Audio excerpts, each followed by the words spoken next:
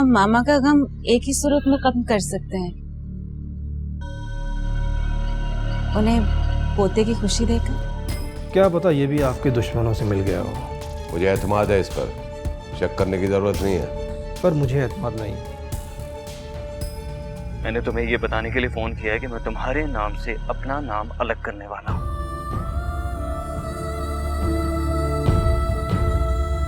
और अगर तुम्हें लगता है कि मैं ऐसा करके गलत करूंगा तो तुम्हें साबित करना होगा कि मैं गलत हूं।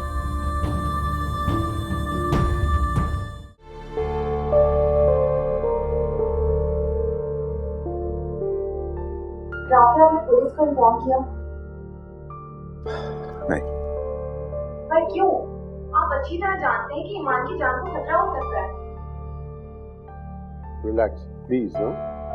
जल्दबाजी में कोई कदम नहीं उठाना चाहिए।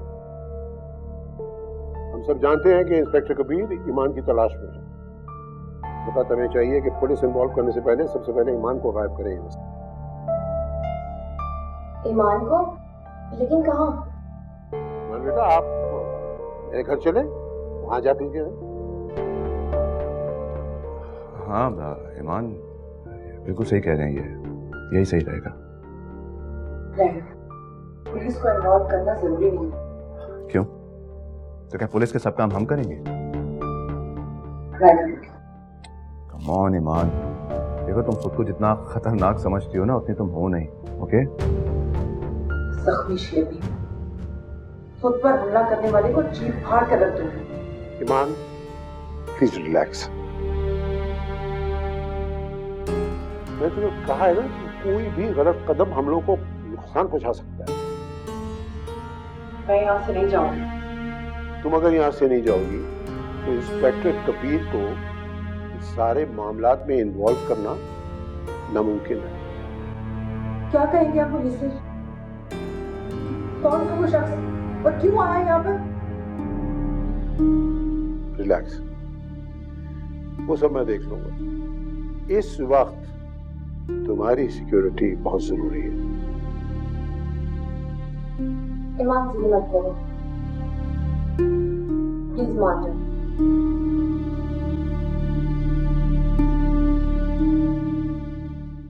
कि मैंने माँ बाप का घर छोड़कर बहुत बड़ी गलती की। मोहब्बत नाम का धोखा खाकर मुझ जैसी बदनसीब लड़कियां दर-बदर की ठोकरें ही खाया करती हैं। आंटी, जिस दिन पापा की डेथ हुई जोहा यहाँ आई थी ना? हाँ, आई थी। तो फिर वो वापस वहाँ क्यों आ गई थी? मैं तुम्हें उससे मिलने नहीं दे सकता। देखिए अंकल, मेरी उससे बातचीत होना बहुत जरूरी है। बगैर बातचीत के तो ये मामला हल नहीं होंगे ना। Please try to understand.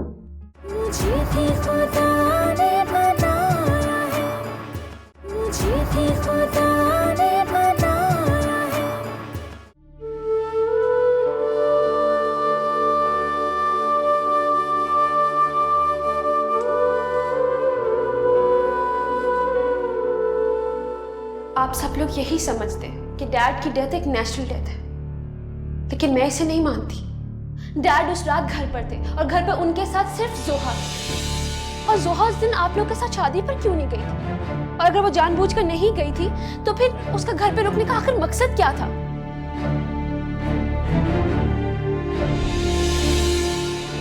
मामा, वो मैं आज अम्मा की तरफ जाना चाह रही थी। आज जाना चाह रही? जी। चलो ठीक है, चली जाना। वैसे भी शाम को हमें किसी इवेंट पे जाना है, तुम घर में अकेली बोर होगी। पहले नाश्ता तो कर लो, फिर सलमान तुम्हें छोड़ाएगा। आओ बैठो। नहीं मामा, वो मुझे तैयार होने में थोड़ा सा वक्त लगेगा, तो मैं ड्राइवर के साथ चली जाऊंगी।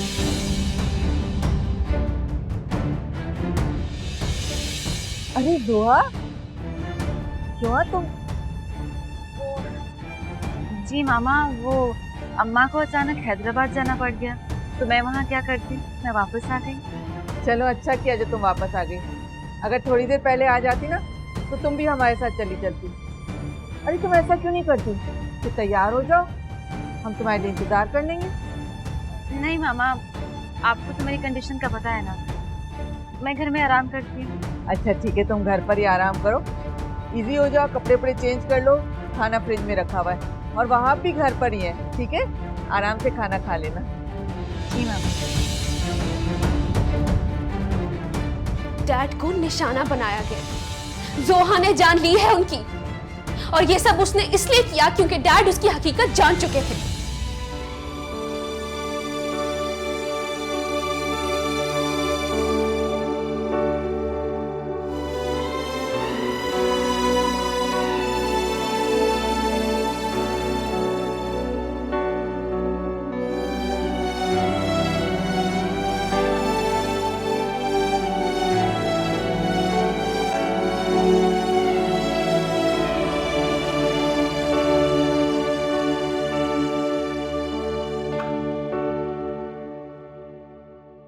आओ बेटा आओ।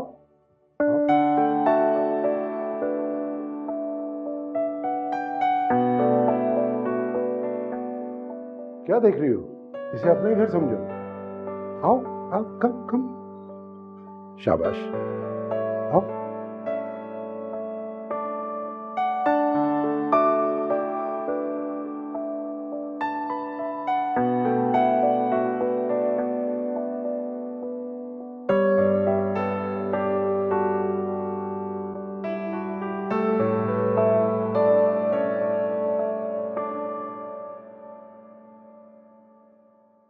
क्या सोच रही हो? सोच रही हूँ कि मैंने माँ बाप का घर छोड़कर बहुत बड़ी गलती की। मोहब्बत नाम का धोखा खाकर मुझ जैसी बदनसीब लड़कियां दर-बदर की ठोकरें ही खाया करती हैं। जब हम जज्बात में आकर कोई कदम उठाते हैं ना, तो वो फैसला अक्सर गलत होता है। मोहब्बत के जज्बात ने तुम्हें तुम्हारा घर छोड़ने पर मजबूर किया। जिसे आज तुम गलती कह रही हो, तुमने आफाक की एक गलती की वजह से उसका घर भी छोड़ा और उसका साथ भी छोड़ा। और ईमान, ये उससे भी बड़ी गलती है। तुमने अपने आप को अकेला करके बहुत बड़ी गलती की है। और याद रखना, अकेली औरत एक कटी पतंग की तरह होती है जिसे कोई भी दबोच ले। और ईमान बेटा, अगर मेरा मशवरा मानो, तुम आफाक के घर वापस चली जाओ। मैं मर जाऊंगी, लेकिन कभी भी उसके पास वापस नहीं जाऊंगी। देखो ईमान बेटे, तुम पल पल मरी तो रही हो, और जिसे तुम खुददारी समझकर जी रही हो, वो सिर्फ तुम्हारी जिद है, तुम्हारी अना है। इस तरह तो तुम बिल्कुल खोखली हो जाओगी। देखो बेटा, मैं तुमसे बाप की तरह कह रहा हूं कि तुम आफाक के पास वापस चली जाओ। वही तुम्हारा ख्याल रखेगा, वही तुम्हें प्रोटेक्शन देगा।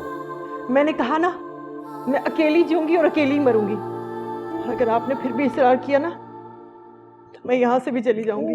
Relax relax relax. तुम इस वक्त यहां रहो, मुझे तुम्हारी इस वक्त मर्जी मंजूर है। Okay, relax now. वादा कीजिए कि आप उस शख्स को ढूंढकर मेरे सामने लाएंगे जिसने मेरी बच्ची को मुझसे छीना है। तुम क्या करोगी? उसे जान से मार डालूंगी। ईमान, प्लीज ट्राई टू अंडरस्टैंड कि अभी हमें उस शख्स की जरूरत नहीं है। इस वक्त हमें तुम्हारी बेटी को तलाश करना है और उसको सामने लाना है। रिलैक्स करो प्लीज। और ये मेरा वादा है कि मैं उसको ढूंढ कर लाऊंगा। अच्छा, नाउ रिलैक्स। चलो चलो, तुम्हारा कमरा दिखाऊंगा। चलो आओ आओ, शाबाश आओ।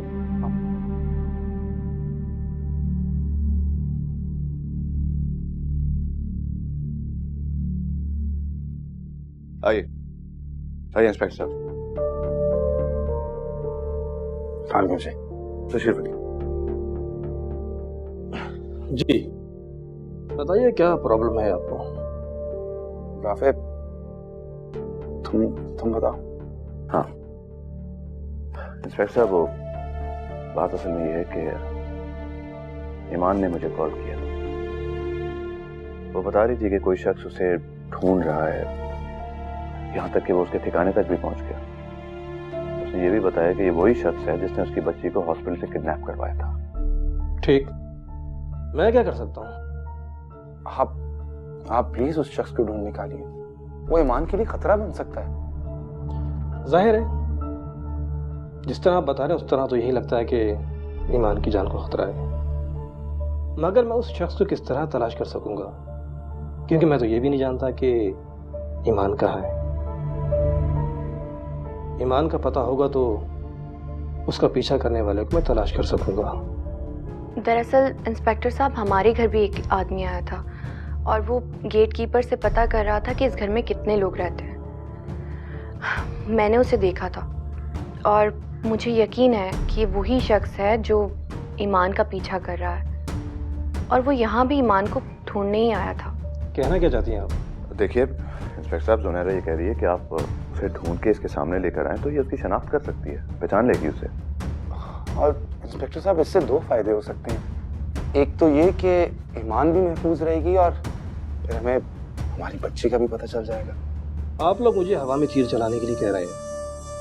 जब तक ईमान सामने नहीं आएगी मैं उस शख्स को किस तरह तलाश कर सकता हूँ? कहाँ ढूंढूंगा उसे मैं? इंस्पेक्टर साहब, आप उसे मरगूब अहमद चौधरी के इर्द गिर्द तलाश कीजिए, क्योंकि ये जो कोई भी है ना, इसकी ईमान से कोई जाती दुश्मनी नहीं है, बल्कि हम श्योर ये मरगूब अहमद का हायर किया हुआ कोई गुंडा है। आप लोग मरहूब चौधरी पर बराह रास्त इल्जाम लगा रहे हैं? इंस्पेक्टर साहब, मैं आपसे तफ्तीश करने के लिए कह रहा हूँ, इल्जाम नहीं लगा रहा। यानी आप लोग ईमान को सामने नहीं लाएंगे? हम जब जानते ही नहीं है कि वो कहाँ है तो हम सामने कैसे लेके आएंगे? मिस्टर राफे, एक बात मैं आपको क्लियर बता दूं, आप कानूनदान होने के बावजूद कानून की आंखों में धूल झोंक रहे हैं। आप सबको पता है कि ईमान कहाँ है। मैं आपके कहने के मुताबिक चौधरी मरगूब के इर्द गिर्द उस शख्स को तलाश करूंगा, लेकिन इस बात की जमानत बिल्कुल नहीं देता कि मैं ईमान को बचा सकूंगा जब तक ईमान मंजर आम पर नहीं आ जाती। अब आपकी तसल्ली और ईमान की बेहतरी इसी में है कि आप उसे कानून के हवाले कर दें। मैं आपसे वादा करता हूँ कि उसे कम से कम सजा दिलाने में आपका साथ दूंगा। ठीक है, मैं चलता हूँ। जी।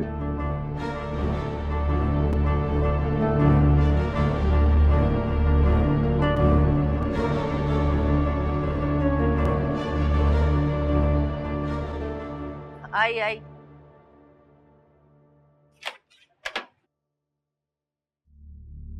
अरे सलमान, तुम? जोहा भी आई है क्या? नहीं, मैं अकेला आया हूँ। खैरियत तो है ना? क्यों, क्या मैं अकेला नहीं आ सकता?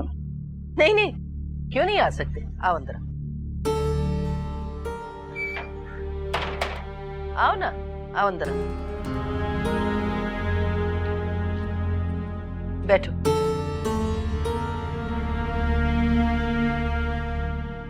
क्या लोगे बेटा, चाय या ठंडा?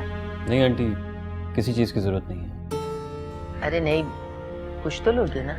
मैंने कहा ना, कुछ नहीं चाहिए मुझे। क्या बात है, तुम कुछ परेशान दिखाई दे रहे हो। परेशानी तो है।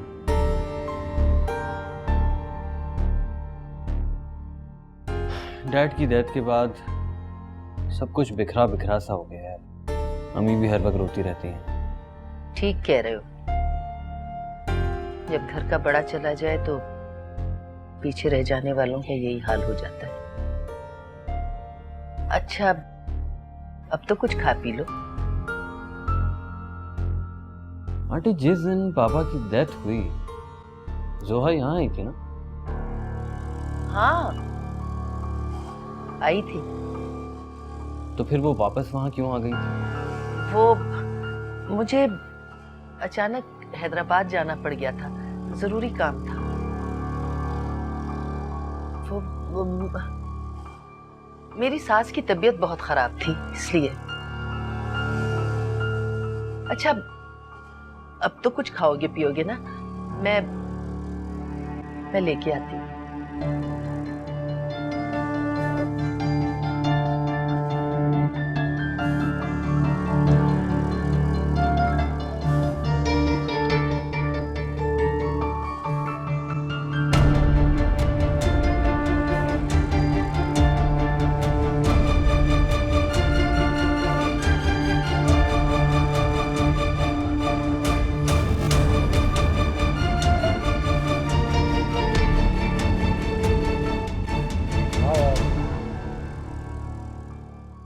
कैसे आना हुआ आफाक?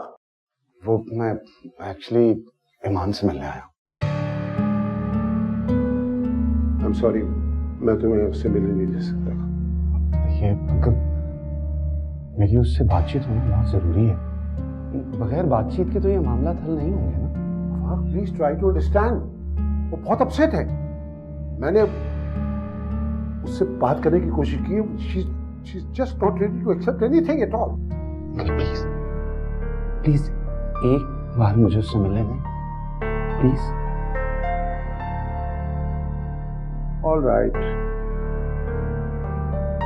ठीक है, लेकिन प्लीज तुम कोई ऐसी बात नहीं करोगे कि आगे जाके बिगड़ जाए। Uncle, I promise you. आओ मेरे साथ। Thank you.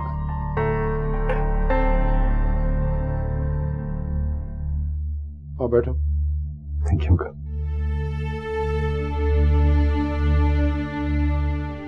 मैं उसे बताता हूँ।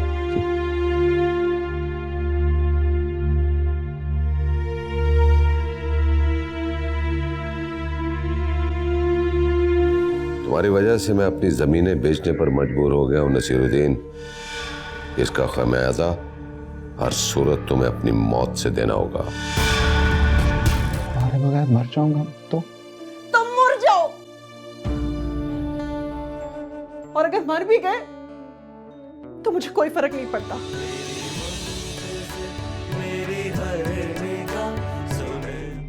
मामा कभी खुद को संभाल नहीं पाएंगी।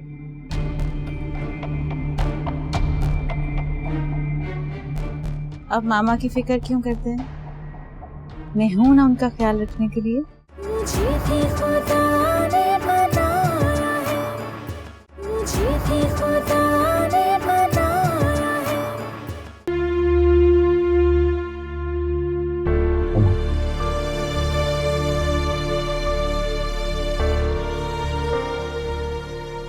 चले जाओ यहाँ से। देखो माँ, जब तक हम बात नहीं करेंगे तब तक ये मुझे तुमसे कोई बात नहीं करनी, ये मैं पहले भी कह चुकी हूँ। इतनी बड़ी गलती नहीं होती जितनी सजा तुम दे रही हो मुझे।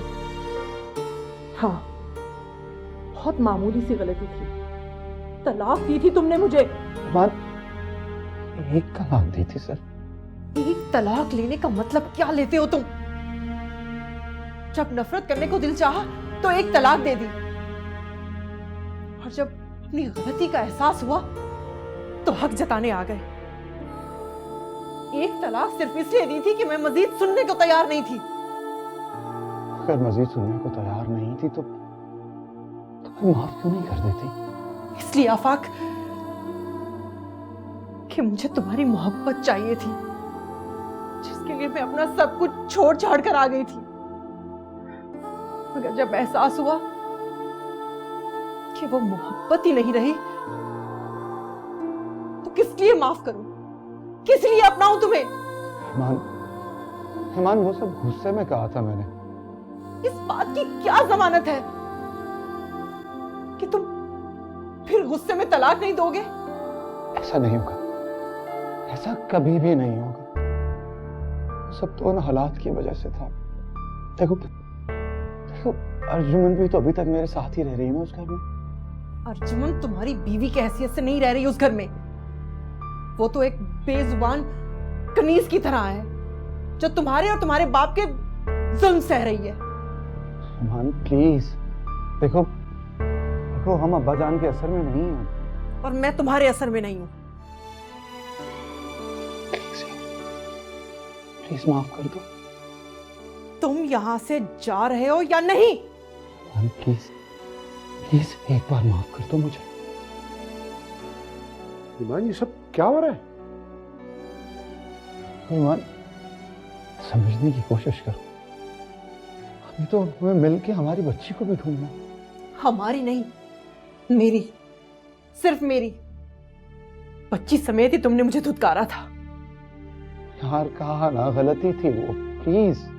गलती तो मेरी थी जो तुम्हारी खातिर अपना सब कुछ छोड़ छाड़ के यहां आ गई, दर बदर की ठोकरें खाने। अब चले जाओ यहां से। मुझसे किसी भलाई की उम्मीद मत करना। कमान बेटी प्लीज, ये शर्मिंदा है, जब ही तो तुम्हारे पास बार बार चल कर आ रहा है। आप बीच में मत बोलिए अंकल। आप शायद मुझे यहाँ इसीलिए लेकर आए थे। इससे कहिए यहाँ से चला जाए। अगर ये ना यहाँ से गया तो मैं चली जाऊंगी यहाँ से। और अगर मैं कहूँ कि तुम्हारे बगैर मर जाऊंगा तो? तुम मर जाओ, और अगर मर भी गए तो मुझे कोई फर्क नहीं पड़ता।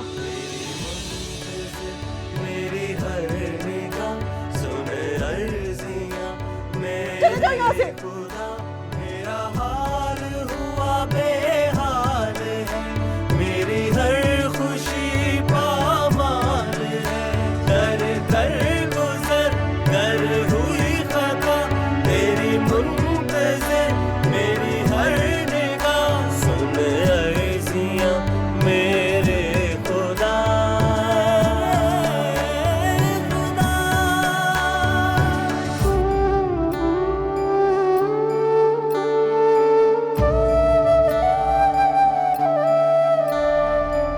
मेरे आंसू हैं मेरे गवाह, मेरा होना ही।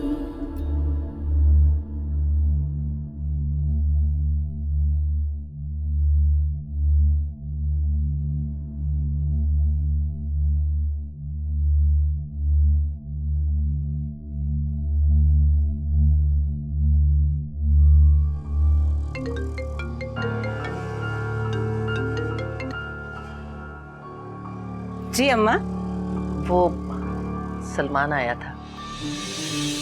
सलमान? वो क्यों आया था? वो यही पूछने आया था जो तुमने मुझे पहले बता रखा था। अच्छा, तो यही पूछने आया था ना कि उस दिन आप हैदराबाद क्यों गई थी, है ना? वो पूछ रहा था कि जोहा को उस दिन वापस क्यों भेज दिया था। तो फिर अम्मा आपने क्या कहा?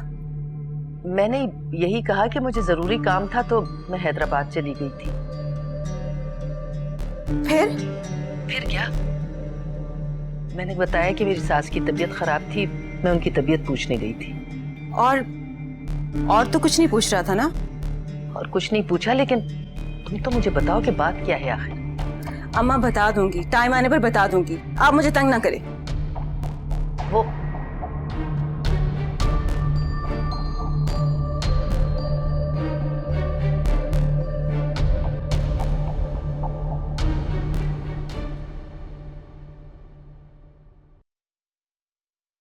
सर, ये पार्टी का कार्ड है। सर, इस पार्टी का एक्सपोर्ट्स का बिजनेस है। न्यूयॉर्क में इनकी मेन ब्रांच है। फ्रूट और सब्जियों का एक्सपोर्ट करते हैं, शायद इसीलिए इनको ये जमीन की जरूरत पड़ी है। कितनी कीमत देने पर माना है? पूरे 100 करोड़। शायद इन्हें ये जगह बहुत पसंद आई, शायद इनकी मर्जी के मुताबिक इन्हें डील मिल गई है। ये डील कब तक हो जाएगी? कल तक 10 करोड़ रुपए बयाना दे देंगे, बाकी की रकम 2-4 दिन में। फौरी क्यों नहीं? सर, वो चाहते हैं कि पहले जमीनों का विजिट कर लें, उसके बाद ही बाकी रकम देंगे। कल तक बयान हो जाना चाहिए। जी बेहतर सर। अब मैं चलूं?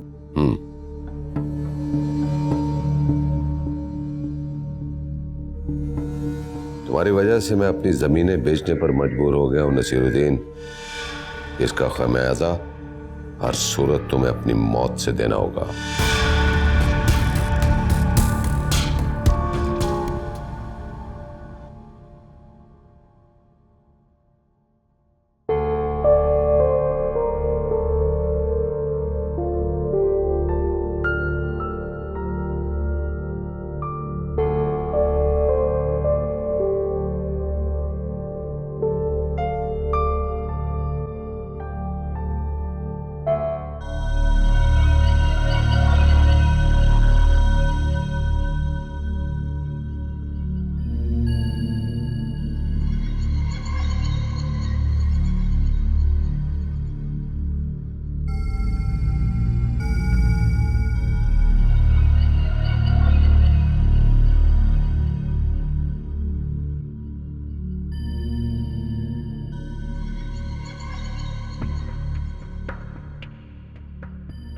कुछ खाया आपने?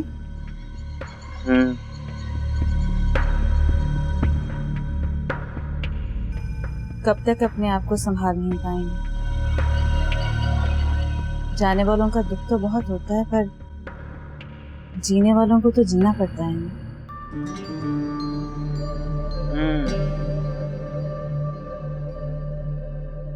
जाने वाले को दुख तो कभी खत्म नहीं होगा शायद।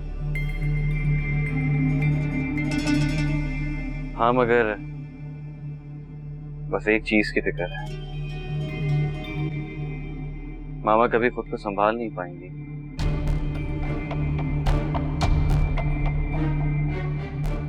अब मामा की फिक्र क्यों करते हैं? मैं हूं ना उनका ख्याल रखने के लिए।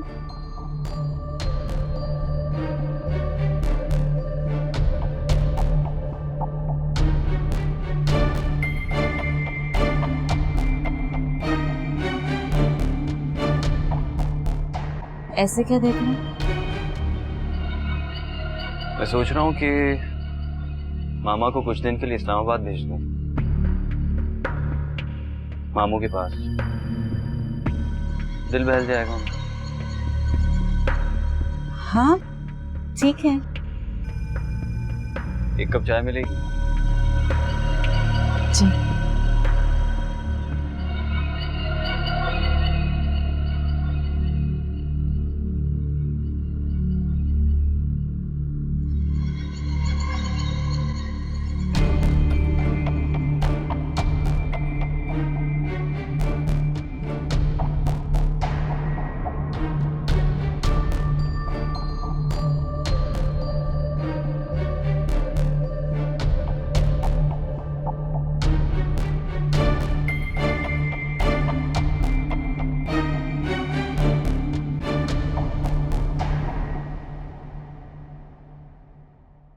भाभी,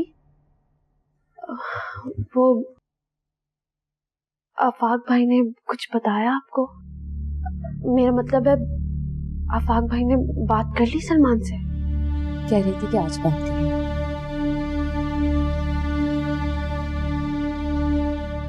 भाभी, जो भी बात हो आप फौरन से मुझे बता देना प्लीज। तुम फिक्र मत करो, आफाक एक जिम्मेदार इंसान, सलमान को कुछ गलत नहीं करने देती। भाई आ गए।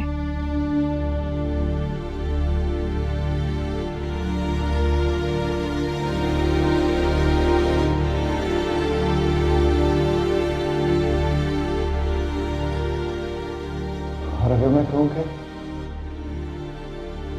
तुम्हारे बगैर मर जाऊंगा तो? तुम मर जाओ, और अगर मर भी गए तो मुझे कोई फर्क नहीं पड़ता।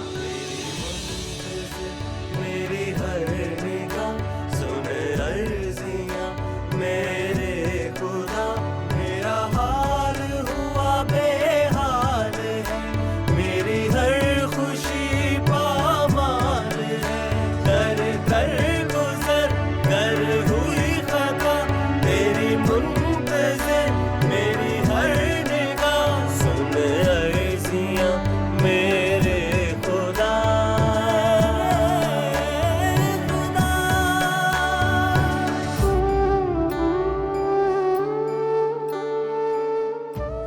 क्या बात है आफाक?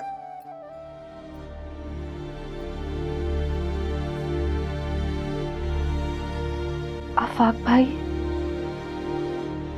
कोई बुरी खबर तो नहीं है ना?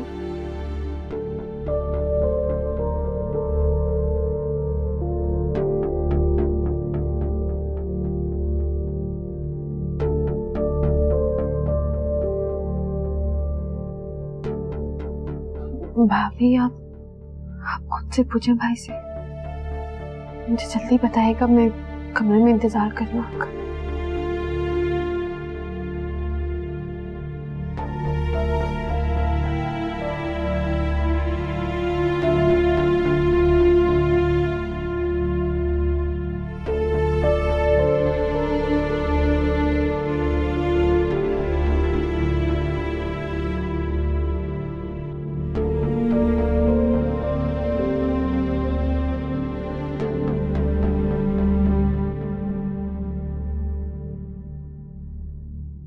क्या बात है आफाक?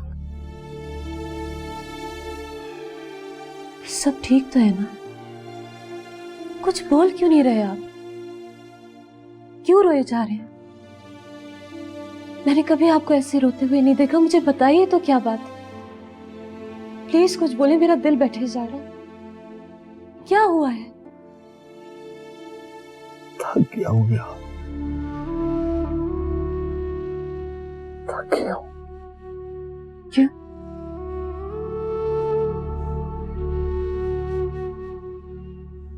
ईमान से मिले थे?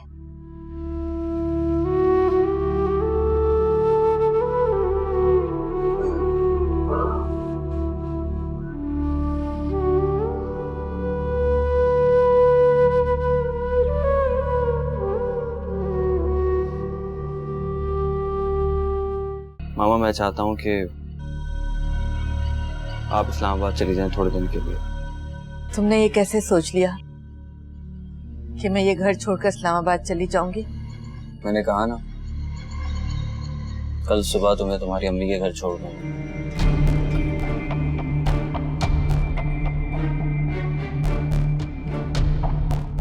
मुझे भी खुदा ने बनाया है, मुझे भी खुदा ने बनाया है।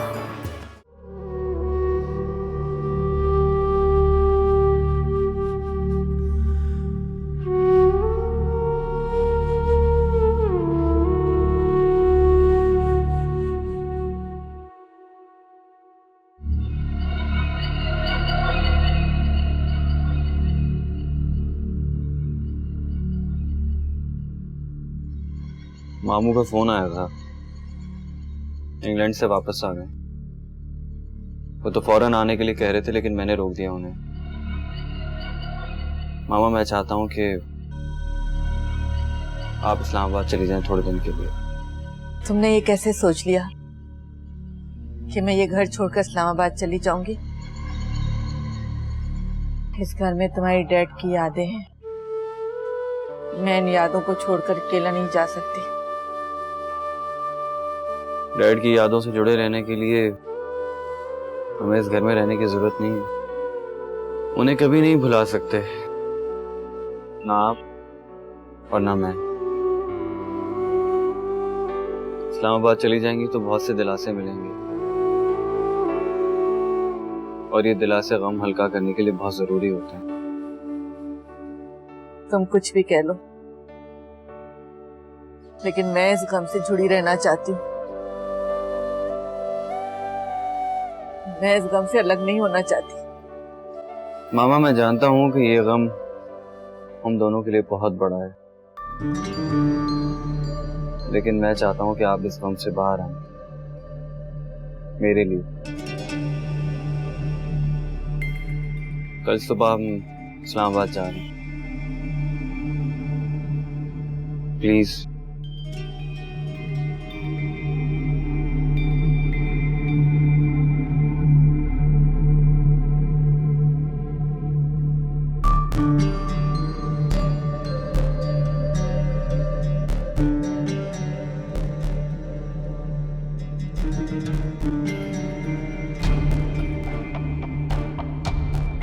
आप भी जाएंगे मामा के साथ?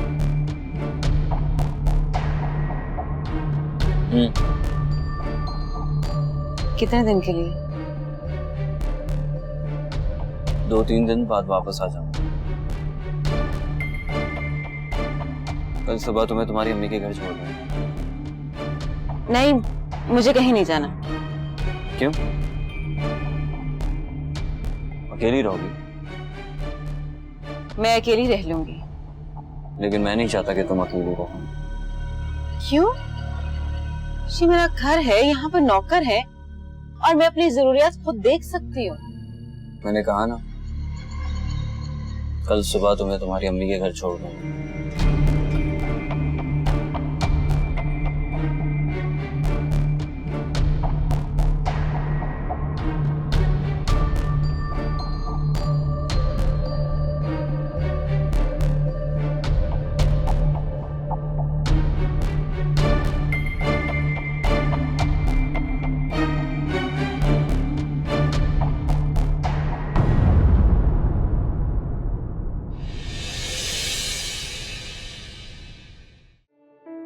सब्र करूंगी मैं, जरूर सब्र करूंगी, क्योंकि जिस सब्र के साथ आप अपनी जिंदगी गुजार रही हैं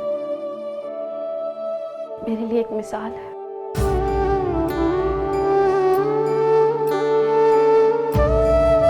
हम जरूरी ये नहीं है कि वो लोग हमारे साथ रहें, बल्कि जरूरी ये है कि उनके सर पर भी छत रहे, और इसका इंतजाम डैड ने कर दिया है। औरत का है? कौन औरत? ईमान। वो नहीं है यहाँ पर।